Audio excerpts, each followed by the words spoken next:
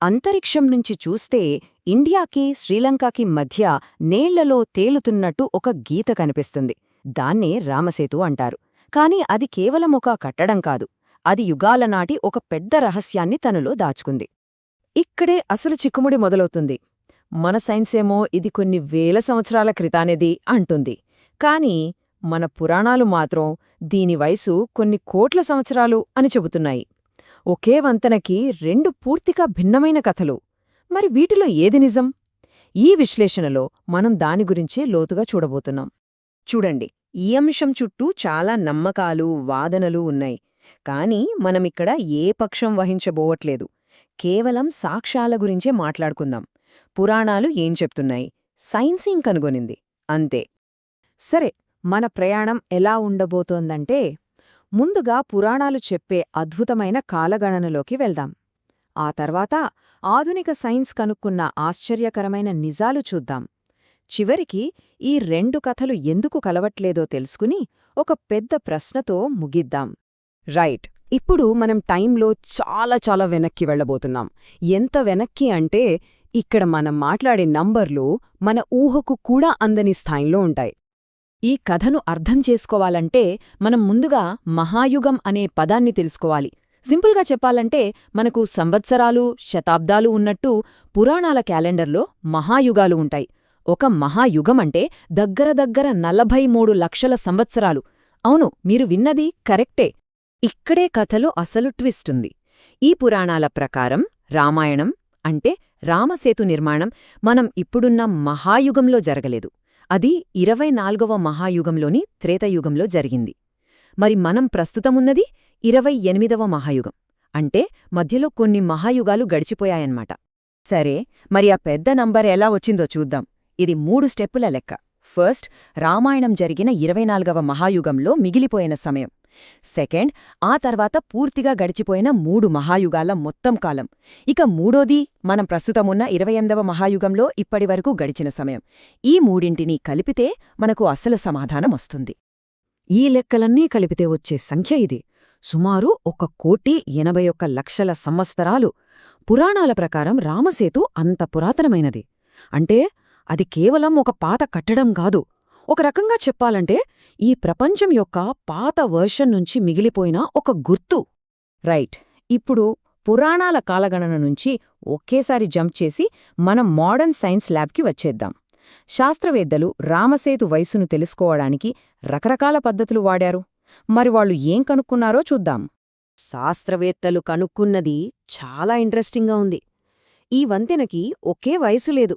దానిలోని ఒక్కో భాగానికి ఒక్కో కథ ఉంది. ఉదాహరణకు, వంతెన పునాది లక్షల ఏళ్లనాటిది కావచ్చు, కాని దానిపై ఉన్న రాళ్లు 7,000 సంవత్సరాల పాతవి. ఇంకా విచిత్రమేంటంటే, ఆ రాళ్లపై పెరిగిన పగడాలు కేవలం 4,000 ఏళ్ల నాటివి. ఒకే నిర్మాణానికి ఇన్ని వేరువేరు వయసులా? ఇక్కడే అసలు మిస్టరీ మొదలైంది. ఈ వయసుల్లో ఉన్న తేడానే శాస్త్రవేత్తలను ఒక పెద్ద కన్ఫ్యూజన్లో పడేసింది. ఈ వంతెన సహజంగా ఏర్పడింది అని సింపుల్గా చెప్పడానికి వీల్లేకుండా ఈ పరిశోధన ఒక ఆశ్చర్యకరమైన నిజాన్ని బయటపెట్టింది. ఇక్కడున్న భౌగోళిక వైరుధ్యాన్ని గమనించండి. ఇది చాలా ముఖ్యం. వంతెనలోని రాళ్ల వయస్సు 7,000 సంవత్సరాలు.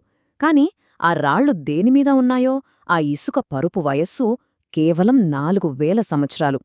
ఇది ప్రకృతి నియమాలకు పూర్తిగా విరుద్ధం. తక్కువ వయస్సున్న దానిమీద ఎక్కువ వయసున్న వస్తువు ఎలా ఉంటుంది? ఈ ప్రశ్నే శాస్త్రవేత్తలను కూడా ఆలోచింపజేసింది. మామూలుగా అయితే ముందు ఇసుకమేట ఏర్పడి ఆ తర్వాత దానిమీద రాళ్లు రావాలి. అంటే రాళ్ల వయస్సు ఇసుక కంటే తక్కువ ఉండాలి.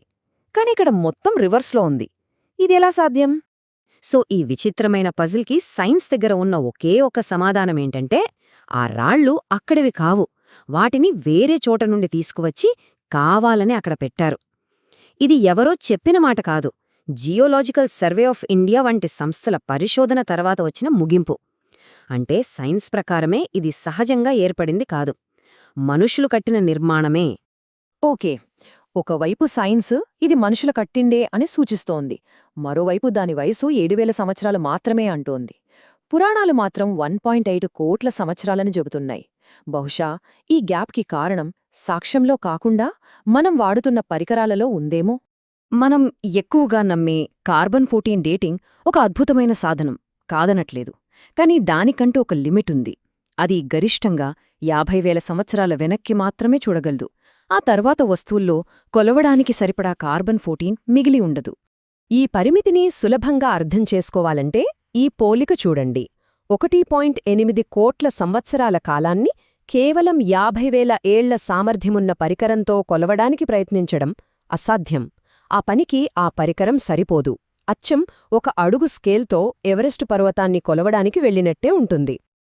ఈ చార్ట్ చూస్తే మనకు ఆ తేడా ఎంత పెద్దదో క్లియర్గా తెలుస్తోంది. ఎడమవైపు ఉన్న చిన్న బార్ మన సైంటిఫిక్ పరికరాల పరిమితి. కుడివైపున ఉన్న ఆ భారీ బార్ పురాణాలు చెబుతున్న కథ. ఈ రెండింటి మధ్య ఉన్న గ్యాప్ చూస్తుంటే అసలు మనం సరైన సాధనంతో వెతకడం లేదేమో అనిపిస్తుంది కదా.